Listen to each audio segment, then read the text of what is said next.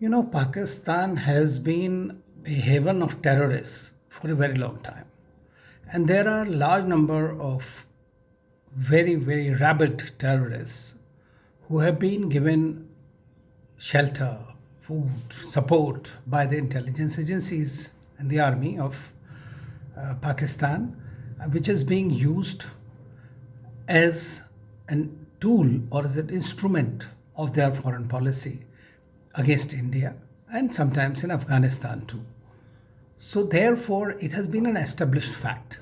And finally, the Financial Action Task Force took note of it. For over a year now, they have been investigating and asking Pakistan to come clean on it. They have tried to address certain issues, but still, the key people there, the key terrorist groups' heads are roaming around and have also been able to manipulate various financial mechanisms to their advantage with the connivance of the Pakistani authorities. Like you change the accounts to different banks or different places and try to do all kinds of things that they do. I mean, that has been an established fact. And therefore, the FATF had to take that into account. I mean, when on the ground you have all these rather very rabid kind of leaders talking against India, against the world, and indulging in terrorist activities, call for terrorist actions. How can you ignore that? And that is precisely the reason that the FATF has tried to tell Pakistan to come clean on its track record if he wants to be a responsible nation in the Committee of Nations. I mean, that is extremely important. Howsoever strategic Pakistan has been made out as far as context of Afghanistan is concerned, but Afghan people also understand the game of Pakistan, where also there is a terrorism is being increased significantly. And India has been a victim of Pakistani terrorism, or Pakistani based groups have been trying to create havoc in India.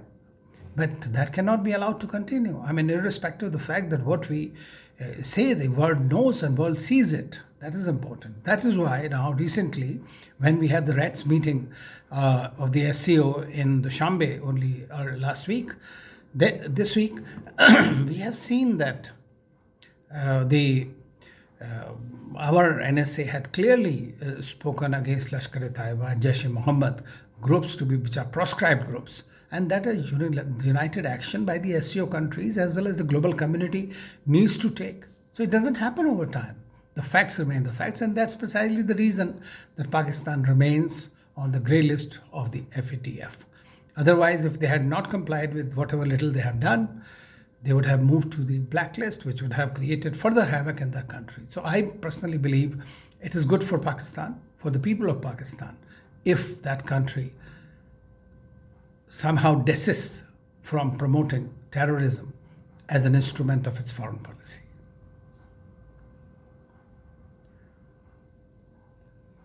Well, I'm happy that Prime Minister Modi engaged with 14 parties from Jammu and Kashmir, because at the end of the day, the political process has to take way, has to move on.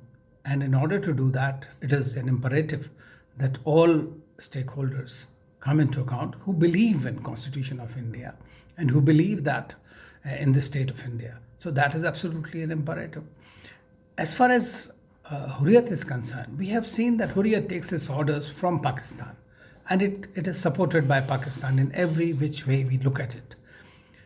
The government of India in the beginning tried to talk to them. Then it decided that when there was the foreign secretary's talks had to be called off because the Pakistani High Commission invited the Hurriyat leaders and they came, and that was something that was against India's integrity and sovereignty, and that cannot be allowed to continue. And that is why the Hurriyat leader, and we have seen that Hurriyat itself is falling apart. We have seen what kind of statements Mirwais Farooq is making, or Sayyid Ali Jilani has moved out of it.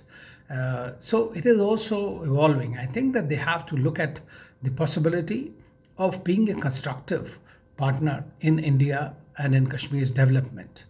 Otherwise, these kind of separatist groups cannot be allowed to thrive despite the fact that they claim that they have the support of all kinds of extremist terrorists and a state that sponsor terrorism. Now, that is something that should not be allowed to continue. If they abdicate that approach, they can be a reasonable partner in the progress of Jammu and Kashmir and for the people of India. That is very important.